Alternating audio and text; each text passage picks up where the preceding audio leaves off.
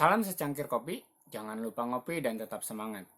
Ya, kali ini saya akan menyampaikan materi yang ada hubungannya dengan kerohanian, tetapi yang mungkin supaya orang tidak salah paham.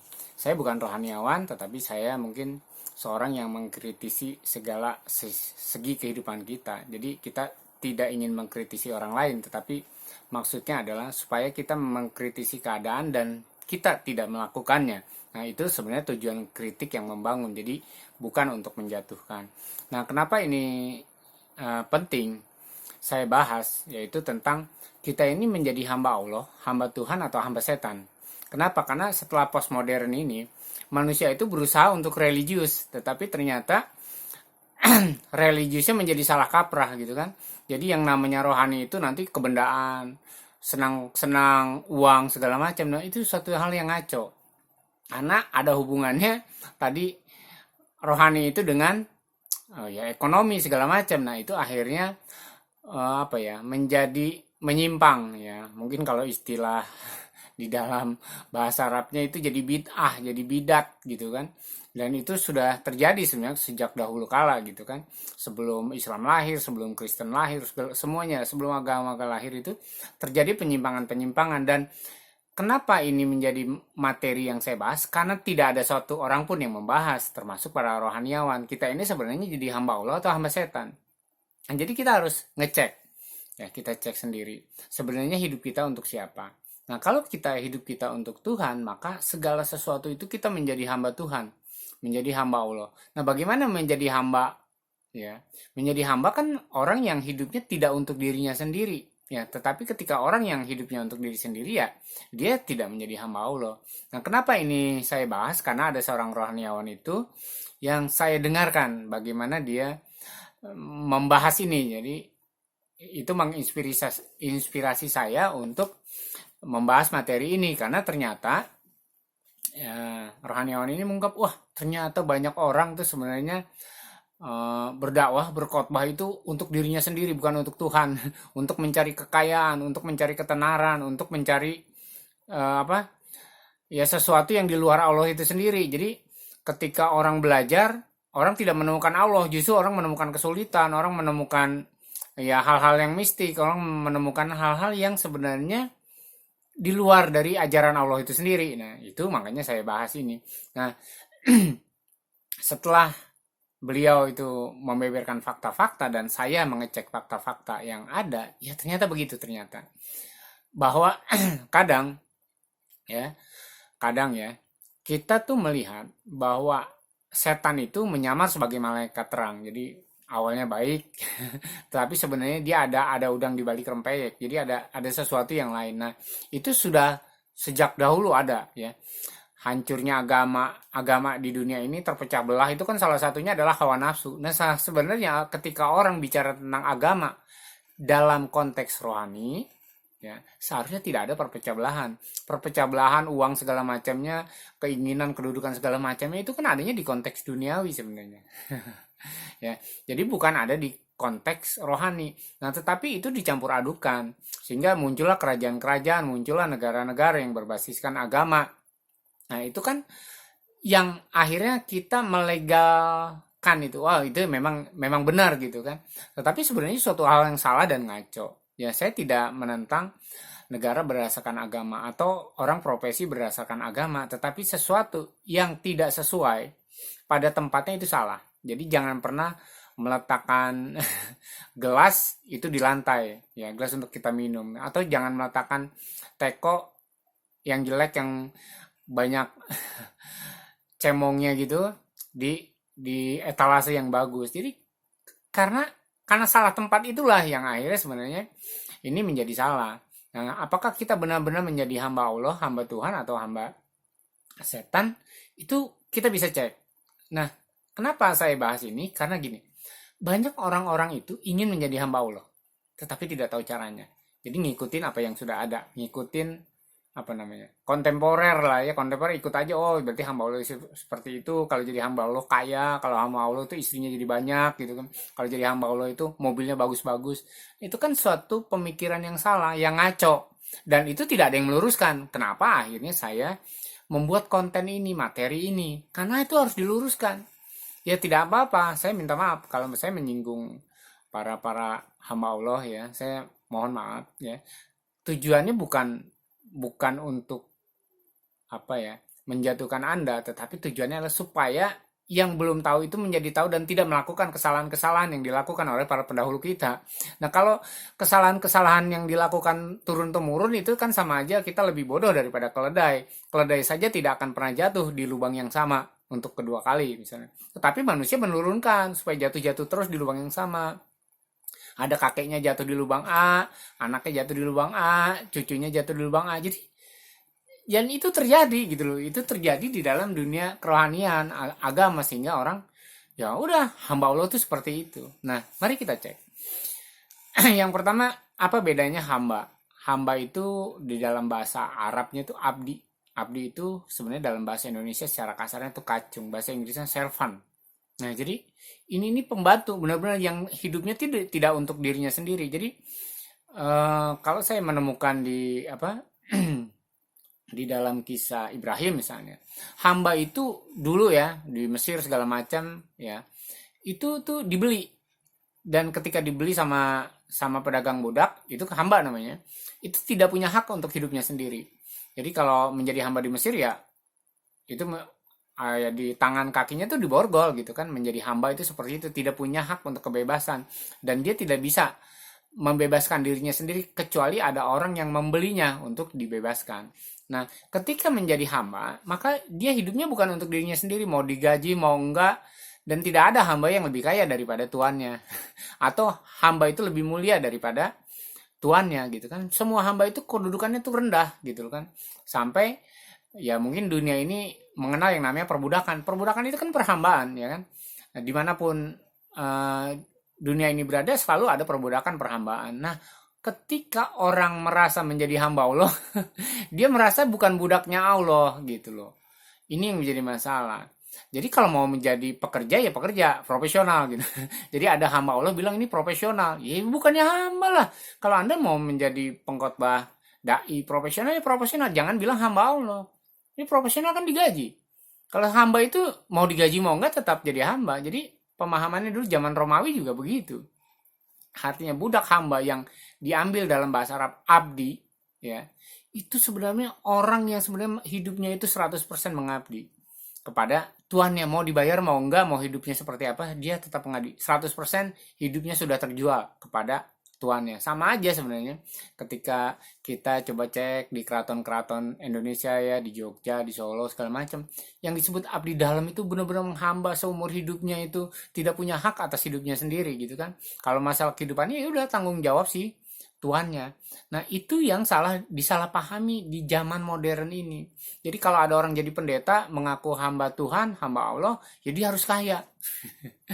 Ya bahkan dia lebih terkenal daripada Yesus yang dia bawa misalnya. Atau misalnya ada seorang dai yang lebih terkenal daripada Allah yang dia beritakan, lebih terkenal daripada agamanya sendiri gitu. Karena itu kan suatu yang unik.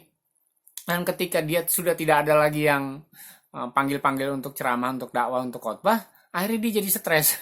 Nah, dia jadi hamba Allah atau hamba Tuhan atau hamba setan gitu kan. Nah, mari kita bahas ya, kita bahas pelan-pelan saja, santai. Ini bukan untuk para hamba Tuhan atau hamba Allah. Ini yang saya sampaikan itu untuk kita semua yang punya keinginan untuk menjadi hamba Allah, supaya jangan melakukan kesalahan-kesalahan yang dibuat oleh para pendahulu kita yang sejak dahulu kala, zaman bahula, zaman ya zaman kuda gegel besi ibaratnya, itu sudah salah gitu. Ketika menjadi hamba itu benar menghambakan dirinya. Memang ada orang yang melakukan hal yang benar ya. Di dalam Islam ada yang sufisme, itu benar ya. Dia memahami tentang menjadi hamba yang benar itu seperti apa. Di dalam Buddhisme ya, Tao, di dalam Konghucu, di dalam kekristenan juga, ketika orang benar-benar menjadi hamba Allah ya hidupnya hanya untuk Allah, tidak untuk dirinya sendiri, tidak untuk memperkaya dirinya sendiri. Karena ketika dia bekerja untuk tuannya ya terserah tuannya mau gaji atau tidak. Nah, pemahaman itulah yang akhirnya harus kita cek. Itu dari segi ekonomi ya, dari segi ekonomi. Nah, dari segi hal yang lain yuk kita cek. Begini, Tuhan itu maha pengasih dan penyayang. Lihat, Jadi kalau ada orang mengaku hamba Allah, dia harus mengkhotbahkan, dia harus mendakwahkan dengan rasa kasih dan sayang.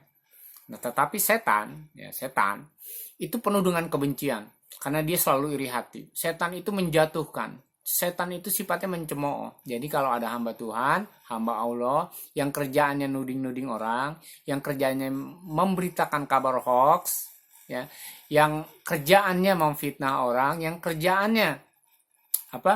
eh membuat orang berdosa itu menjadi tambah parah gitu kan, itu adalah setan. Jadi dia hamba setan, dia mengaku hamba Allah. Jadi saya pernah, ya ini secara politik, maaf ya, saya tidak akan menyebut nama orang. Jadi ada seorang dulu mengaku hamba Allah yang terkenal di masyarakat, banyak penggemarnya ya, ya sejuta umat lah ibaratnya, karena semua orang dari anak kecil orang dewasa itu apa menghormati dia. Suatu kali karena politik dia memfitnah Jokowi bahwa Jokowi itu adalah orang Kristen. Nah, tapi tidak terbukti.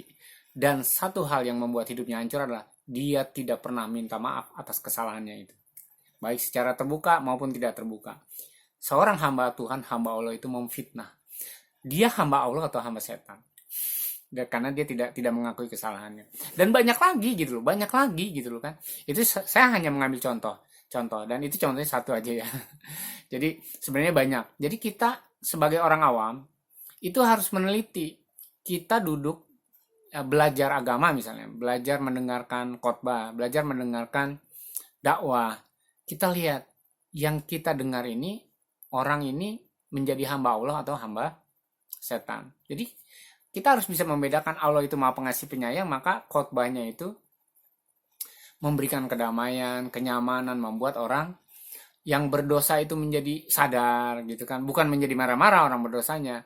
Orang yang berdosanya itu menjadi bertobat gitu kan, bukan malah tambah jahat gitu kan, bukan malah disingkirkan. Nah, coba kalau menjadi hamba setan ya, orang mendengar khotbah tambah jahat gitu kan. Jadi ada satu, ini teman saya dulu ya, umurnya di atas saya semua, ini pemabuk dan penjudi. Jadi satu kali di masjid itu disinggung ya, di masjid disinggung oleh ustadz muda yang baru lah gitu kan, yang tidak berpengalaman. Wah, disinggung habis. Jadi kan kedengaran ya, wah, mereka tidak masuk masjid tapi karena masjid itu pakai speaker kedengaran. Lalu dia bilang, wah kurang ajar nih ustadz nih, kalau gitu kita kerjain. Akhirnya apa, sebelum ustadz itu pulang ke rumahnya, mereka itu buka lapak di depan rumah si ustadz. Apa, mereka main judi dan minum-minum di situ sampai si ustadznya bengong. Ya sudah, mereka ketawa-tawa sampai mereka selesai main judi dan itu. Jadi kadang-kadang ya kita tuh berpikir bahwa yang kita buat itu untuk kebaikan tetapi mendatangkan kejahatan. Saya punya pengalaman begini. Saya selalu jalan hati-hati, dan saya selalu berdoa kalau kemanapun saya jalan, saya berdoa minta supaya keselamatan segala macam. Saya tidak mungkin. Tapi suatu kali saya gitu jalannya pelan, naik motor hanya 20 km per jam pun tidak, karena itu di tikungan. Tiba-tiba ada orang mau nabrak saya dan terguling-guling karena dia ngerem. Saya kaget. Ya orang itu marah sama saya. Wah, punya mata dong. Padahal saya udah berhati-hati banget, sudah tengok kiri kanan, tapi karena dia sangat ngebut gitu kan. Ya. Dan ternyata dia mau ke arah saya gitu, bukannya ke jalan seberangnya. Nah, sebenarnya kesalahan dia. Tapi dia mengalami kecelakaan dan jatuh. Dan saya berpikir, ya Tuhan, saya saja yang sudah ingin baik-baik, ingin keselamatan bagi banyak orang, ternyata tanpa sadar saya sendiri mencelakakan orang. Ya, saya memang tidak salah, saya merasa tidak salah, tetapi apa? Tanpa sengaja saya telah membuat orang celaka. Nah, demikian juga sebenarnya di dalam kehidupan kita. Saya banyak ada kenal kan, ya seorang yang mengaku hamba Allah gitu kan. Dia berdakwah lah di depan saya, di depan teman-teman gitu kan, ya membawakan gitu kan, sharing gitu kan. Tetapi saya kaget ketika dia nyindir orang. Dia bilang, waduh, saya mau keluar nggak enak gitu, karena saya duduk dengan istri saya waktu itu di dalam ruangan ya, yang banyak orangnya di situ. Aduh, saya tahu siapa yang disindir. Jadi kadang-kadang ya mungkin dia maksudnya baik, tetapi karena dia dengan penuh amarah dan menyindir, berpikirkah bahwa orang yang dia sendirinya itu tidak akan bertambah baik, tetapi akan bertambah jahat. Ya, jadi makanya tadi untuk menjadi hamba Allah itu hamba setan itu cuma beda tipis ya daripada hasil dan kerjanya. Jadi Allah ya orang yang menjadi hamba Allah itu menghasilkan sesuatu yang baik ya.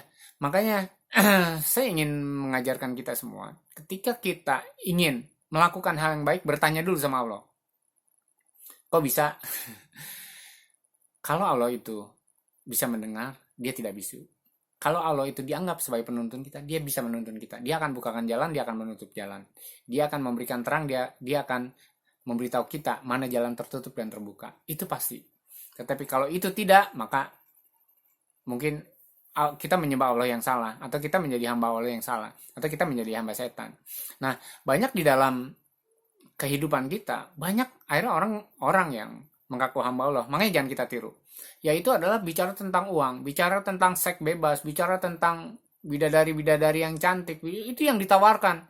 Jadi sehingga memaksa mengingini supaya orang menjadi pengikut dia, bukan menjadi pengikut Allah. Karena kalau menjadi pengikut Allah sebenarnya kalau saudara baca ayat, agama apapun saudara, itu susah sebenarnya mengikut Allah.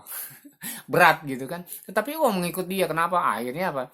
Sekarang itu banyak orang-orang yang mengaku hamba Tuhan hamba Allah itu banyak pengikutnya. Karena apa? Karena menjanjikan sesuatu kekayaan, menjanjikan kesembuhan, menjanjikan apa? Menjanjikan kesenangan, menjanjikan hidup yang enak. Nah, ini hamba Allah apa hamba uang, hamba Allah atau hamba modernitas gitu kan, hamba Allah atau hamba harta. Karena kalau seorang hamba itu harus memberitakan tuannya, harus memperkenalkan Tuhannya, bukan memperkenalkan sesuatu yang dari pikirannya sendiri atau sesuatu yang sesuai dengan kehendak dan hawa nafsunya sendiri, dan itu semua menjadi ngaco. Makanya saya mengkritisi melalui konten kali ini, yaitu kita itu sudah ngaco dengan dunia kerohanian sekarang ini, sudah sangat ngaco gitu kan, sudah gitu kan. Jadi gini, kalau agama itu menjadi besar ya, satu denominasi agama lah atau organisasi agama lah seperti itu biasanya yang dibangun masjidnya yang besar, yang dibangun gerejanya yang besar gitu kan, dibangun fasilitasnya, dan merasa ya, atau pesantren yang besar-besar menjadi dia hamba Allah yang luar biasa, dia itu kiai terkenal, dia itu pendeta yang apa yang sangat diberkati gitu kan. Nah, akhirnya orang melihat bahwa itulah Allah bekerja di situ gitu. Kita melihat itu suatu kesalahan. Karena orang yang datang ke situ pun tidak membutuhkan itu gitu kan. Tidak membutuhkan itu gitu kan. Bahkan saya setuju kalau saya di kampung-kampung, orang itu mau sholat di mana aja bisa. Orang itu ya, saya melihat orang-orang Kristen mau beribadah di mana saja bisa, mau di kebun, di rumah, di mana. Nah, cuma karena tadi hamba-hamba Allahnya ngaco, beribadah di rumah gitu, didatengin golok sama agama sebelahnya gitu kan. Ini kan ngaco. Kenapa gitu kan? Karena supaya ibadahnya di masjid yang mewah, supaya di gereja yang mewah. Kalau ibadahnya tidak di gereja atau di masjid itu jadi bidat, bid'ah. Jadi saudara harus baca sejarah. Kalau saya ceritakan kenapa ada gedung ibadah itu ceritanya panjang. Jadi harus kembali dulu sejarah penjajahan Romawi di Timur Tengah gitu kan. Kenapa orang itu harus berkumpul. Itu sama aja seperti komunis di Cina. Kalau orang beribadah di luar yang sudah ditetapkan pemerintah itu bisa ditangkap gitu kan. Jadi memang tujuannya politik waktu itu. Tapi sekarang ini menjadi begitu. Padahal ibadah di mana saja. Orang mau sholat di atas batu, di pinggir jalan, di mana saja bisa. Orang Kristen, orang Buddha mau udah di mana saja, nggak usah dilarang-larang, dibawain golok, mau dibakar rumahnya. Ya, ini ajaran hamba Allah yang salah, karena itu sebenarnya hamba setan. Jadi kalau ada, ya tadi kita bisa membedakan. Ketika pengajarannya itu membuat orang panas hati, membuat orang teriak dalam nama Allah untuk membunuh orang, untuk menganiaya orang, itu hamba setan. Dan ketika kita bertemu dengan hamba setan dan ikut-ikutan, kita jadi hamba setan.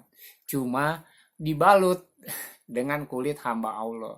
Dan penyesatan sekarang, zaman sekarang itu sudah sangat parah dan fatal. Saya dulu berpikir bahwa penyesatan itu hanya di bidang sosial, di bidang keilmuan. Nah, ternyata penyesatan terbesar ada di bidang kerohanian, di mana manusia tidak lagi menjadi rohani, tetapi menjadi jahat. Maka saya ceritakan perang yang tidak pernah selesai adalah perang yang mengatasnamakan Allah di dalam pelaksanaannya. Nah, kenapa? Kenapa Allah segitu jahatnya? Sehingga wajar kalau orang itu sudah malas beragama. Orang itu malas ketemu Tuhan karena ternyata Tuhannya si A, Tuhannya si B, Tuhannya si C itu ternyata suka berantem. Ya, jadi ini yang saya sampaikan. Ini adalah keprihatinan, ya. Maaf kalau sudah menyinggung banyak orang, tetapi apa yang saya sampaikan adalah untuk menjadi pelajaran bagi kita, kita menguji diri kita sendiri. Yuk, jangan sembarangan kita ngaku hamba Allah atau hamba Tuhan, tetapi kita cek hasilnya seperti apa. Kita bisa membuat seperti apa. Kalau kita menjadi hamba Allah atau hamba Tuhan, yang dimuliakan itu Tuhan dan Allahnya, bukan kita. Yang menjadi kaya itu Allahnya, bukan kita. Yang menjadi mulia itu Allahnya, bukan kita. Mungkin kita sebagai hamba, ya sudah dirantai saja gitu kan. Ibaratnya kayak zaman dulu. Hamba itu tidak punya apa-apa, tidak punya hidupnya dirinya sendiri, karena hidupnya itu milik Tuhannya. Terima kasih sudah menyaksikan. Jangan lupa ngopi dan tetap semangat.